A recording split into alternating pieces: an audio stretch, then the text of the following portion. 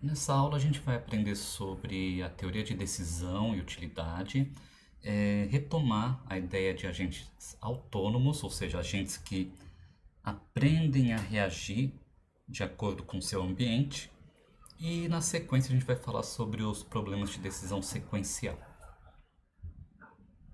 Então vamos começar com a teoria de decisão e utilidade. Então a teoria da decisão, ela é o estudo, né, sobre as escolhas que são feitas dentro de um conjunto de ações, baseado num desejo de um resultado imediato. Então, a teoria da decisão, ela tenta estudar o seguinte: dado que eu tenho determinadas ações que eu posso escolher naquele instante, essa teoria estuda como que eu me baseio para tomar minhas decisões, para escolher uma dessas ações, de acordo com uma certa função de qualidade do efeito imediato daquela decisão. Então, por exemplo, eu vou para uma sorveteria e eu tenho as escolhas entre um sorvete de chocolate, de flocos, de morango. E essa teoria então estuda o que vai,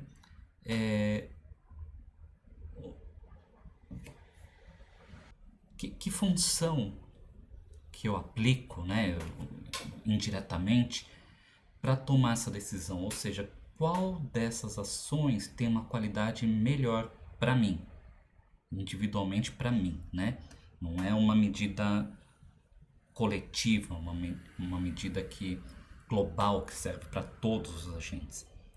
Então vamos tomar como exemplo jogos de auditórios, em que você tem que tomar decisões baseadas em eventos probabilísticos, né? Então tem aquele problema do Monty Hall, que é muito famoso, né? Você tem três portas e você sabe que uma porta tem um prêmio e as outras duas não tem nada. E você quer tomar uma decisão de tal forma a ganhar o prêmio. E geralmente nesses jogos, embora seja tudo ao acaso, você tem a probabilidade de acerto, em certos momentos você tem alguma certa informação que pode te guiar a tua decisão. Então, no problema do Monty Hall, que é um paradoxo bem famoso, né?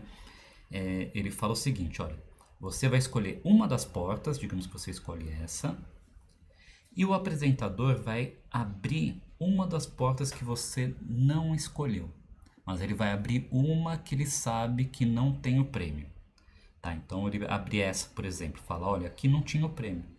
E ele vai te propor o seguinte: você quer permanecer nessa porta, com essa escolha, ou você quer mudar para outra porta? Então isso é uma informação que, dependendo da sua intuição, você vai tomar uma decisão, né? A decisão probabilisticamente correta é você trocar de porta. Mas isso eu vou deixar que vocês pensem um pouco e pesquisem para entender.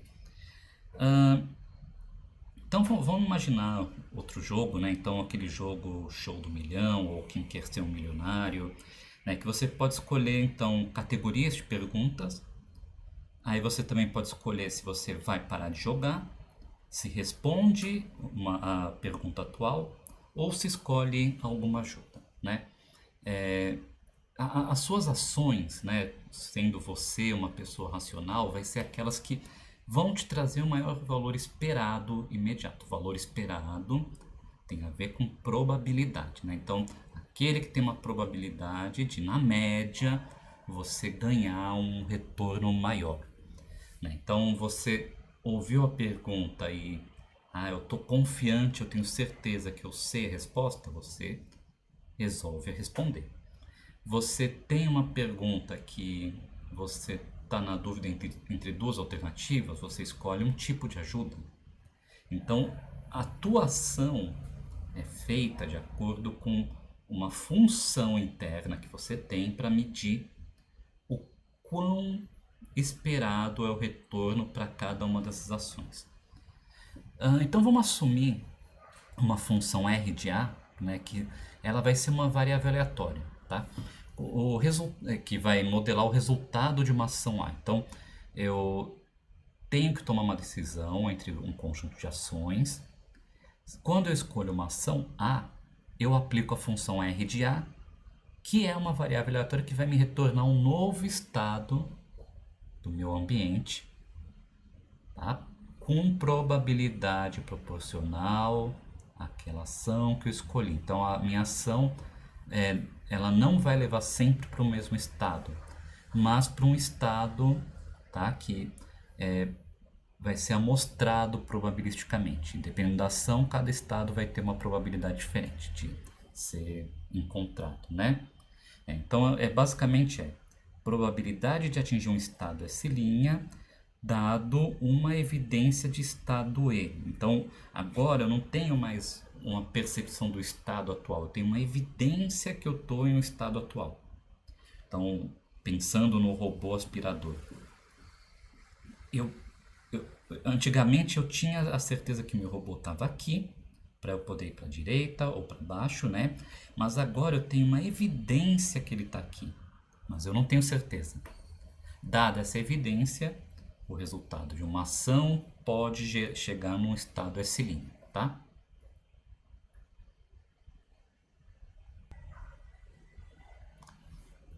Então vamos definir também uma função ODS chamada utilidade, né, que mapeia um estado para um valor numérico. Ele representa, esse ODS representa o desejo que o agente tem para chegar nesse estado. Tá? Então a ideia é: qual estado é o que eu mais desejo chegar? Isso é uma função determinística, você tem sempre a mesma resposta, né? Para um determinado S, e ele vai medir que tipo de estado que eu gostaria de chegar. Então, no exemplo de novo do robô aspirador, né, eu posso ter um estado que tem sujeira em tudo, posso ter um estado que tem sujeira na metade da casa, posso ter um estado que não tem sujeira nenhuma. Então a utilidade desse estado aqui tem que ser maior do que esse, que tem que ser maior do que esse, né? Então isso mede a qualidade de cada um dos estados possíveis, né? E junto disso a gente também pode definir a utilidade esperada, que ele é definido em função da ação que eu escolhi e da evidência do estado atual que eu estou, né? Então, a utilidade esperada, dado que eu acho que eu estou no estado e a ação que eu escolhi foi A, é a somatória para todo o estado S', que é um valor possível de R de A, tá? Da probabilidade de que, se eu fizer a ação A na evidência de estado E, eu chegue nesse estado S', multiplicado pela utilidade de S'. Então é uma soma ponderada, né, de cada um dos possíveis estados que eu posso chegar partindo do estado que eu acho que eu estou, né, ponderado pela probabilidade desse estado acontecer.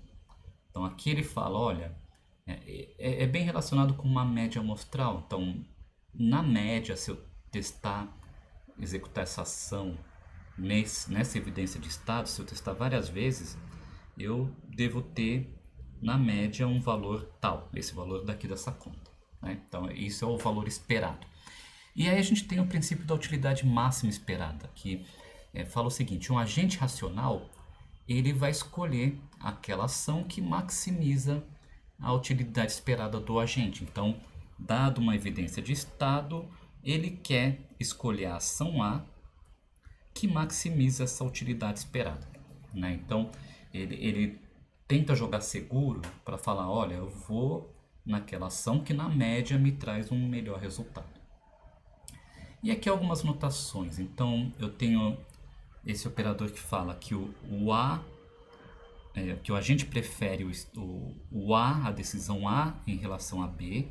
Então, se eu posso ter duas decisões A e B, ele prefere o A. Esse que indica que não tem preferência, então A e B são equivalentes para ele. Veja que isso é em relação ao agente, né? Então o agente acha essas coisas, o outro agente pode ter outras relações, né? E esse aqui que ele fala, ou a gente prefere o A sobre o B, ou não tem preferência. É como se fosse um maior ou igual, né? Então, ou ele prefere o A, ou não tem preferência. Então, vamos pegar um exemplo. Imagina que A e B representa entre escolher um prato de massa ou de carne durante um voo. Você não sabe exatamente qual é a massa ou qual é a carne oferecida, eles só falam, olha, tem prato de carne e prato de massa.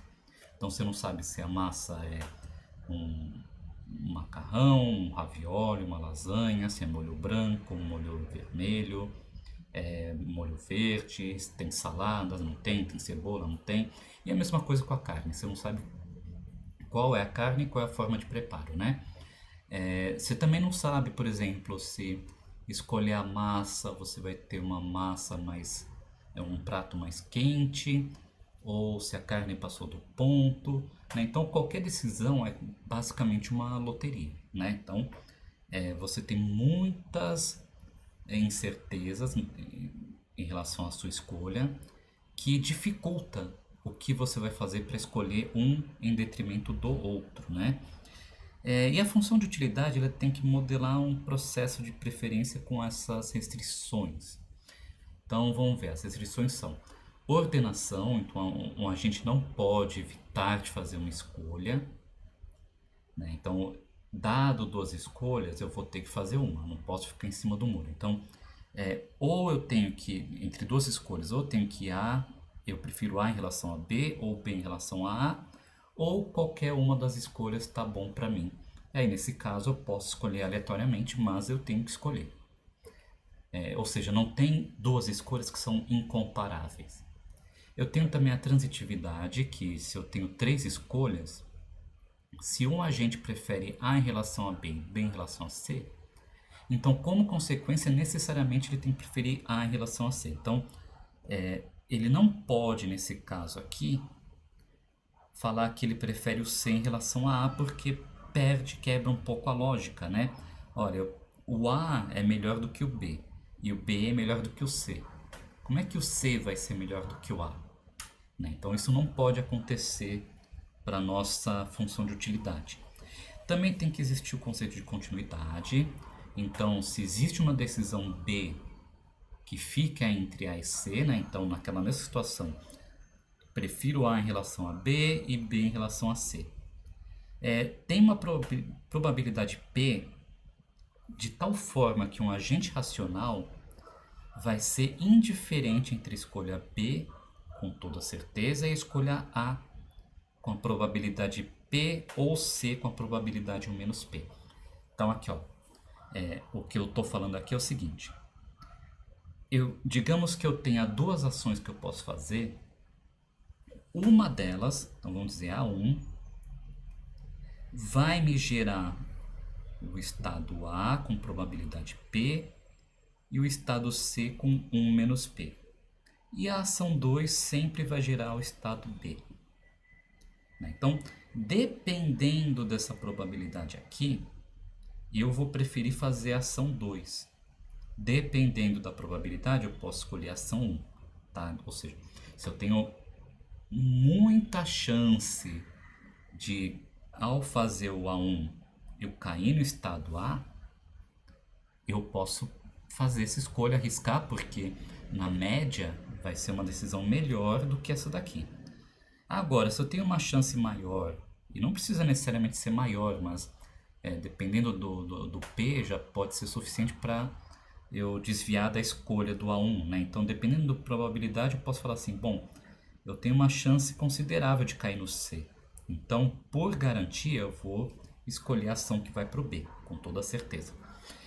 Substituição. Se o agente é indiferente entre A e B, então ele também é diferente ao substituir uma escolha que pode levar a A por uma escolha que pode levar B com a mesma probabilidade. Então, de novo, eu tenho uma probabilidade P, né? Se eu escolher A1,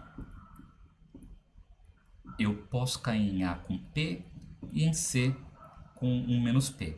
E o A2 é a mesma coisa, só que ao invés de A é B. Então, nessa situação, a escolha de A1 e A2 vai ser indiferente, porque sendo A e B indiferente, a utilidade esperada dos dois é a mesma, né? E finalmente, monotonicidade, né? Que ele falou o seguinte, olha, se o agente prefere A sobre B e tem duas escolhas de ações que podem levar tanto para A como para B, ele vai escolher aquela que tem maior probabilidade, né? Então, o que que ele está falando aqui?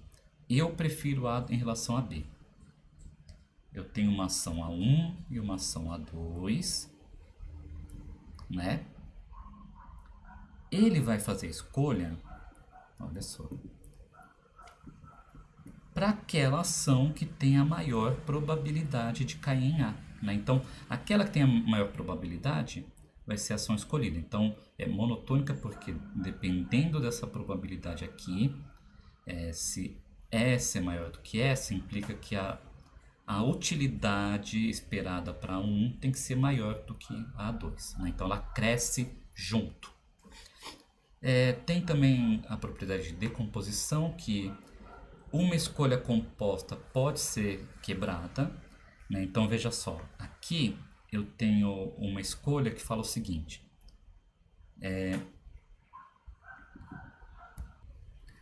se eu faço uma ação A1 com probabilidade P, eu venho para A, com probabilidade Q vezes 1 menos P eu vou para B, e com probabilidade PQ eu vou para C. Isso pode ser quebrado em 3 probabilidades, né? Então eu não preciso ter esse parênteses aqui, né? Eu posso simplesmente colocar as probabilidades diretamente e simplesmente fazer 3 setinhas, né? O A1 pode vir para A, para B e para C com essas probabilidades, né? Então eu posso multiplicar essa probabilidade aqui por essas que estão aqui dentro. Bom, finalmente, a função utilidade ela tem que ser equivalente a essas restrições, né? Então, se eu tenho que o de A é maior do que o de B, isso implica que eu prefiro A mais do que B. Se o de A é igual ao de B, a decisão entre A e B são equivalentes, né? Veja que a utilidade esperada de uma loteria ela vai ser a soma ponderada pela probabilidade da utilidade de cada resultado, né? Então, vamos supor que depois do término de um programa de auditório, você recebeu R$ 1.000.000. E nesse momento vão te dar a seguinte opção de jogar um jogo de cara ou coroa. Então, ele vai pegar uma moeda e falar, ó, vou soltar cara ou coroa. Se der cara, você perde esse 1 milhão. Se der coroa, você vai ganhar 2,5 milhões, né? Então você ganha mais que o dobro do que você tem atualmente. Qual que é a ação racional a ser feita? Vamos tentar calcular a utilidade esperada, né? Então, olha só, a utilidade esperada para arriscar esse jogo é o seguinte: eu tenho 50% de chances de ficar com 2,5 milhões e 50% de chance de ficar com zero, o que dá um total de 1,25 milhões, né? R$ 1.250.000 como utilidade esperada para fazer a ação que é arriscar o jogo, né? A utilidade esperada para não arriscar é 100% de chance de ficar com 1 milhão. Então veja, pensando na utilidade esperada, o mais racional é arriscar, porque na média você vai sair com mais dinheiro, né? Só que isso está levando em conta que eu vou poder jogar nessa mesma situação várias vezes até chegar nesse resultado. Mas provavelmente a resposta de vocês para essa pergunta aqui é não arriscar, né? Mas veja que mesmo isso é relativo, né? Porque se você pensar, por exemplo, uma pessoa que tem um patrimônio de R$ 1 bilhão, para ela R$ 1 milhão é pouca coisa, né? Então ela está brincando ali, ela pode se dar o luxo de arriscar. Mas uma pessoa que o patrimônio é menor do que 1 milhão, com certeza não vai arriscar. A gente pode também alterar essa função utilidade, né? E aqui a gente vai mostrar que dependendo da escolha da função utilidade, o que é racional muda, né? Então vamos mudar a nossa função para ser o seguinte, olha, a utilidade de um estado Sn, onde n é a soma de quanto você possui atualmente, é o total que você tem fora do jogo, tá? Então isso é quanto você tem fora do jogo, sem levar em conta esse 1 milhão. Então é o teu dinheiro acumulado até então na sua vida, tá? E também quanto você ganhará no jogo, né? Então veja só, esse N soma um valor K, que é o seu patrimônio atual, mais o prêmio, tá? Mais o prêmio que você tem. Então agora a utilidade esperada de arriscar vai ser meio vezes U de S de K, porque veja, se você perder, ou seja, ganhar zero, o seu K, que é seu patrimônio atual, não se altera, né? Não vai retirar seu dinheiro. Ou meio com seu patrimônio atual mais 2 milhões e meio. E se eu recusar, eu vou ter um S de K mais 1 milhão. Pronto. Então veja que agora a sua utilidade vai depender de como você calcula esse S de K, né? O S de N. Né? Então, se o S de N, sei lá, você coloca como sendo o N ao quadrado, você vai ter um valor de utilidade esperada. Ou até sendo linear, S de N igual a N, vamos ver o que acontece aqui. S de N igual a N, você vai ter, para arriscar, meio K mais meio A mais meio disso aqui, né? Que é 1,25 milhões, tá? Isso aqui vai dar 1K, né? Então no final das contas você vai ter isso aqui, K mais 1,25 milhões. E por outro lado, isso aqui você vai ter K mais 1 milhão. Né? Então no caso linear, sempre vai compensar, né? Sempre vai compensar eu fazer essa escolha aqui. Agora, dependendo da fórmula que você usa para calcular esse N, pode ser que você dê mais importância a isso aqui, né? O que vai te levar a um outro tipo de decisão. Então veja, quando você está tratando de utilidade monetária, você pode pensar que a utilidade monetária não é proporcional ao prêmio, mas quanto você possui. Tá? Então a utilidade do seu primeiro milhão, ela tende a ser muito maior do que o do seu 10º milhão, né? Porque é o ponto que você tem uma mudança de qualidade de vida. Então o que eu estou querendo dizer aqui, quando você chega em 1 milhão de patrimônio, você, caramba, agora eu tenho uma qualidade de vida confortável. Quando você chega nos seus 10 milhões, você, claro, fica mais confortável, só que o impacto na sua vida é menor do que o impacto de você ter antes e depois de 1 milhão. E assim por diante, né? Então a utilidade do seu prêmio vai se tornando diferente conforme o seu K aumenta. Então essa função aqui, na verdade, é uma função que ela é proporcional ao K, né? Então poderia ser pensado assim, ó, se K for menor do que 1 milhão, então a utilidade do prêmio vai ser um X ali qualquer. Caso contrário, vai ser um X sobre 2, sei lá. Então vai ser uma coisa diferente dependendo do seu patrimônio, né? Se a gente determinar, por exemplo, vamos dizer que o U de SK é igual a 5, para um SK qualquer, né? Então a gente está falando aqui, o SK do seu patrimônio atual é 5, o S de K mais 2,5 milhões é 9 e o SK mais 1 milhão é 8, tá? Nesse caso, o que acontece? O arriscar vai ter uma utilidade esperada de 7, enquanto o recusar vai ter uma utilidade de 8. Então, dependendo dos valores disso aqui, nós vamos ter diferentes utilidades esperadas. Então, a definição de uma função de utilidade é de extrema importância para você definir um agente racional, porque é isso que vai modelar o processo de decisão.